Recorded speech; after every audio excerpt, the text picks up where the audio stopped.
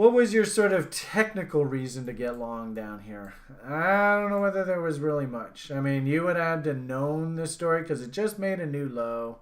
If anything, what I like to see as an old conservative, gnarly sort of fuddy-duddy is I want to see this pop, and then I want to see a bullish move on the other side of this pop. So congratulations on getting in down there. That's cool. He is the best fundamental researcher I know on Well, there you altcoin. go. All right. Then I might just add, just in conclusion, that should we break? I'm not saying we're going to, but actually, let's go with the trend line. That's a tough one. I don't know whether I want to go. I'm kind of thinking I want to do something like that. Just kind of figuring out how can we work that line. It's almost like it looks like a megaphone. So like there and then there. So if we do crap out, then, and you can kind of see. As I said, so you're talking to Paul on his website on a daily basis. So you can kind of see if this thing does fall apart and crypto goes the way that Paul's expecting, then downside targets back down right against where you originally bought. That does make sense to me. So, like as I had sort of pointed out earlier, I think there's like a war going on right here. And does this translate into a continuation trade? Up we go. Or does it continuation trade down? Down we go. So those are your two scenarios. Okay, I'm trying to figure out how I can sort of frame this to wind this up here, so that Ben can put this on the app. What we say 16 was the ABC high. Eh? So those are your two scenarios here. And it's interesting. Like, yeah, it sounds to me like Paul was just saying, maybe the fundamental story. So there's some sort of big fundamental catalyst coming up, which gives you a bit of an unfair advantage over just the regular technician. But maybe you can help out the community with some sort of, well, this guy's about to be listed on Coinbase or something. Because that's usually what launches these things is, maybe they're going to be listed on KuCoin or something like that. Okay, so there's your two scenarios in my eyes. How we play out this consolidation. If it resolves bullish, then I'd look for that 16 area. If it resolves bearish, then we probably have to come back down and play megaphone games here down against these lows. So why don't we, I mean, I sure like that weekly chart, but I don't know. Can we do two charts, Ben? Is that possible? Or are we just stuck with one? I don't know. Yeah, I could probably throw it in like a previous week or something, and I'll appear on the screen. So yeah. There is the daily chart, and then the week. I always like to start off these studies with a good look at a weekly chart. And remember, you probably heard me say right out of the gate when I loaded this up, holy Shiite Muslim, what the hell's going on there?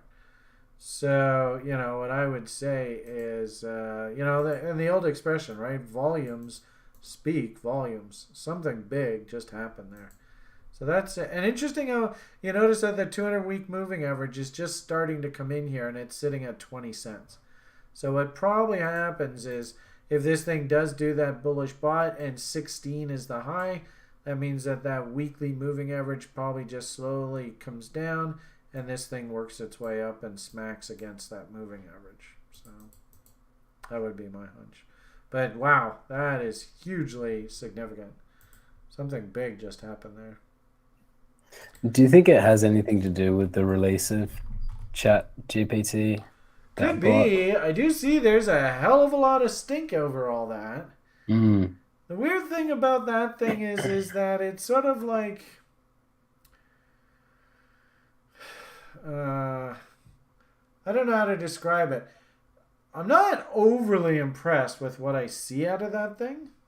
I mean, it's just like, yeah, you're asking it to write code on PineScript. I don't know what other stuff it does. Yeah, it's pretty impressive. Yeah. But the videos that I've seen about, oh, write a moving average system that is that tells me when to buy when this moving average crosses that moving average. Well, you could go on Fiverr and you could pay somebody $5 to write you that script in about 10 minutes if you really wanted it. So I'm not quite sure what the huge selling feature of the whole PineScript thing is, other than the script is written out, I guess. And also too, I noticed that there's a couple of videos that I watched on it, there were actually some egregious errors in the code. So it still needs to be polished a bit. There's no doubt about that. Yeah. And then also, that's the same thing that Sjord was pointing out there a week or two ago, wasn't it? Yeah, he's all over that kind of stuff. But I mean, I've been using it. I'll dictate for my business, like write me an email about blah blah blah, and it will spit out an email with everything that I need in it, and I just copy and paste it and send it to a client. And I've used it a couple of times. I've been really impressed, and I think it's going to be a game changer. I'm not just playing around with it, but I can see how it would have a lot of advantages for content creators. People wanting to respin ideas, and it's quite. It makes sense what it's spitting out, and it's good English, and it's and it tells you exactly what quality you need to be a good trader, and how to make a trading plan. Exactly, honestly. It does. Keep a journal, doesn't it? Yeah. Well, it says what? You have to be patient. You have to be disciplined. Yeah, I think it just copied the TRA blog. Something like that. and remember, folks, I mean, there are some little indicators that I build, like the Willy and stuff like that, and sort of my funny interpretations of MACD and stuff. But remember, folks, like to all intents and purposes, I was taught all this stuff by other people years ago. So, the information is out there.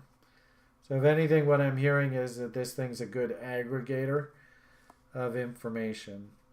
Yeah. I would be curious, maybe Ben, if you wanted to one day, if you have some extra time, to maybe come on a daily brief and give us a little sort of demonstration walkthrough of the ways that you use it to make your sort of business more efficient and more productive. That would be cool. So anyway, and also remember too, I'm a dinosaur, right? I used to get my price charts in the mail. So that's the world that I come from. So, anyway. Yeah. But I just think since you brought it up, I think perhaps the excitement of it would have a spillover to cryptocurrencies that are somehow related or connected or might benefit from it. Yeah, so that in itself is probably the big driver, right? It's just sort of, the old expression, guilty by association. So, this thing has fetch, it has AI, it's crypto. Is that thing crypto based? Do you actually have to pay a fee or something to use that? Currently, it's free. I don't know what the plan is. Is crypto somehow involved in all of it? No. Not that I know of.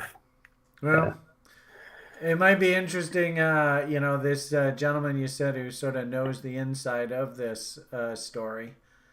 This is the Millennial Insight person. It would be interesting for like, what are your fundamental reasons that you think this thing's about to skyrocket? One thing I would say about this is we already have market structure in this thing.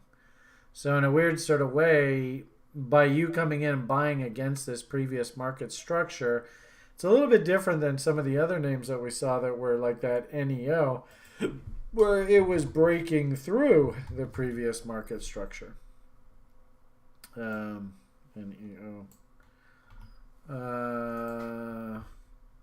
well, actually no, it's basically down at the bottom of the same thing. So okay, so I mean I can't really add anything more to the conversation. I think you've heard my spiel. So I think you're definitely heading in a very interesting direction, and this guy's actually starting to show some signs of turning. So that's cool. Okay, it is well past 8 o'clock. I actually have to get up at like 4:45 or so in the morning, so I actually have to go to bed here fairly soon. So why don't we wind this up? I guess first things first. Did we update the spreadsheet? How did we do on our official calling of direction in the market? I don't know how we've done of late. Oh, babe, two of us went uber bull. Yeah, remember I was feeling all bullish there last week, and instead, and actually I guess Ben's doing pretty well these days. Took some time off. I think he wanted to just see whether Paul and I could trade on our own, and clearly he's like, these guys need some help. So nice job, Ben, the Floridian nightmare. Playing it safe. Yeah, you're the man.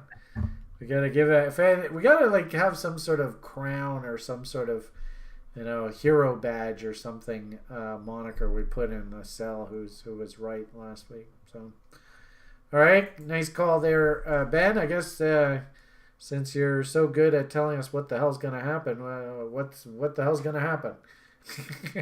Oh, -1. Uh-oh. That sucks. All right, Paul. Actually, listening to Paul, I got the impression that he's not nearly as bearish as a lot of people are. But I don't know. I guess we're talking specifically about Bitcoin right now, right? Yeah, 1.5. A 1.5. Okay, so I don't know what color that gets. I guess it gets yellow. We should probably sort of figure out some sort of in-between color between green and yellow.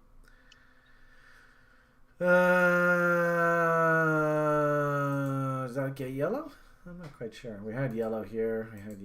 So what the hell? Leave it. Yeah, it's good enough. I'll be wrong anyway. Oh, well, there's an optimistic statement. And I will say I was really surprised because remember, for like 2 or 3 weeks, or actually probably 2 or 3 months, I was talking about the CME open interest on the put options at 18,000, and how I thought they were going to take out this contract at 18,000. So that clearly was wrong. Way to go. 1 week from today. Actually, I don't mind like a 0 reading. Ironically enough, I think I'll. If we're within, I guess that's up or down less than 5%. I don't know how that works, how we have a gray there. What's the magic number that transitions this from gray to a different color? 2%? Is that what the threshold is? Anyone? I guess 5% is changing the color. Well, I see there's orange here. That's 2.2%. There's 2.1%. That's orange. 1.5 is still gray. So it must be 2% must be the cutoff. Anyway, I got a feeling we're just going to be just about where we are right now this time next week. So I'll go with a 0. All right. Closing thoughts. Paul, you haven't talked much tonight. What are your some closing thoughts for these guys? Oh, we have another FOMC coming up? Jesus, already? Yeah. Next FOMC meeting next year, first week, Wednesday, actually. Oh, that's horrible. Yeah, exactly. When before man, we thing. do the before the top 100 crypto show. So that means the market will probably rally into that event and then sell off following the event, which means we'll be right where we are right now. Okay, I can live with that. I'm hoping for the other scenario, going down before the FOMC and going up after. But didn't you say you're already long right now? Yeah. Yeah, so Euro still okay with it going down a little bit? Yeah. Okay. It's just a setup. Nothing to right. do. So, great words of wisdom from our Romanian Rocket Mountain Man.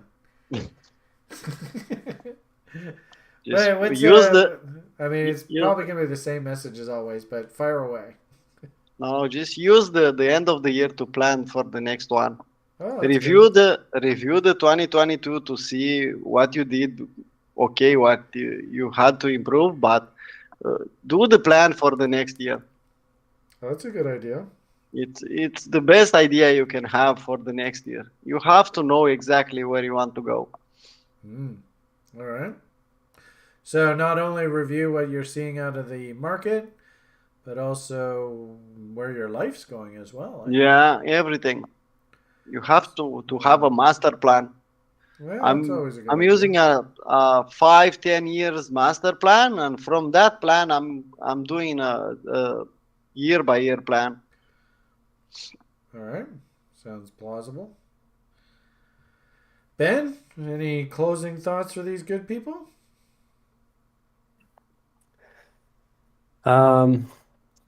Yeah, I mean, I love that idea that Paul talked about using before going into 2023 and setting goals to take some time to review, write down some lessons learned. Yeah, over 2022. It's always good to reflect and journal and yeah, so encourage anyone to do that and send some love and thoughts to you and Liam, and hopefully the snow's all melted and Yeah, we're sort of back to normal Vancouver get out there on weather. the road. And actually, I think I posted in the lounge. For whatever it's worth, my son is low functioning autistic, and just so you know what kind of life I live, my greatest desire in existence is to somehow put a smile on this guy's face. So we had a. Where the hell did I do to put that image? I thought I put it over here. Anyway, we had a really nice, Christmas meal at Denny's. Liam got to have some peanut butter pancakes, which he absolutely loves. Although, isn't that weird? I thought I uploaded it. I could have sworn I uploaded this to the site, but maybe I'll try one more place. Is it here? No, it isn't. Anyway, I would have shown you a picture of Lily. Let's see, maybe. Rocket Chat doesn't show you the pictures. Anyway, posted in the lounge the other day with Lily. Big old smile on his face, very happy camper. He had big stacks of peanut butter pancakes. So as a result, I had a great Christmas. And actually, I even got to hear from somebody that I actually thought maybe had passed away. So actually, it was an even better Christmas. So. All right, everybody. Thank you very much for the best wishes for Lily tomorrow. I guess what I'll do is I'll leave off this show with just a quick shill, I suppose. If you would like some help to try and figure out how to build those plans, what are some of the steps that are involved to set yourself up for success with building your small business of trading, I have included on the description of this video a little brief introduction if you're just watching this video for the first time. Who is TRI? What do we do? What you can absolutely guarantee we won't do. And just, a nice PMA message from me here. And as well, it's always a challenge, though. We do have a raffle coming up for the upcoming school term. You can see enrollment for the coming school term does start in about a week or so. and we are going to have a raffle. We do a weekend show, the broiler chicken show, on Sundays. And I think we're going to plan on having the raffle for a seat for our level 1 program for the first term of 2023 on the 8th of January. And then we'll officially open up the school program the following weekend, the 14th, 15th. So if you are interested in learning a little bit more about TRI, I mean, you can always come on TRI. We do have a 30-day free trial that gives you access to like the chat room and stuff like that, and a few resources in the library. But as I said, I mean, this page itself, I think, is an excellent sort of resource to get to know what it is that we do and what our students generally think about the program. I don't know, Paul, what do you think? Is our education program worth a couple bucks? 100%. 100%. I learned everything on TRI, and I only did level 1, so. Yeah, well, what's interesting is you hear Paul actually talk about level 2 program topics. So we would love to get him schooled up on what exactly is a POC and how does value levels work, but maybe one day, who knows? Yeah. Anyway, shameless plug, as I said, we do have our school term coming up here and we'd love to have you aboard.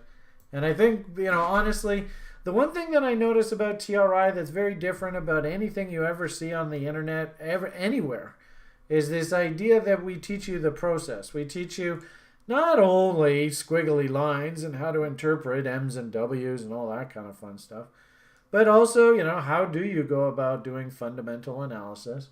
How do you actually figure out what type of person you are? And then by definition, what type of trader that makes you? How do you actually go through the process of tracking your own behavior and actually making corrections mid-course so that you are actually doing what you said you're going to do? And that's all about sort of, learning this business of trading. So I'm very proud of the program in that regard. So, all right, why don't we leave it at that? Slow and steady wins the race. I suppose I'll give you a big shills and sales pitches for algos and advanced dashboards another day, but the point of the matter of tonight's shill was just to inform you that there is a raffle coming up for the level 1 program, and all you got to do is just go on the link like I showed you, throw your name in that registration list, and then the people who are drawn from the raffle are drawn directly from that list. So. Okay, everybody, have yourself a fantastic rest of your day. Interestingly enough, if we do actually look at the breadth of the market, it is still technically pointing up. So, well, we'll see how the next week or so goes. PMA for the win. Slow and steady wins the race. What do you think, Ben? Do you want to take us on out of here tonight, please? The only thing left for TRI to say at this point is... Bye for now.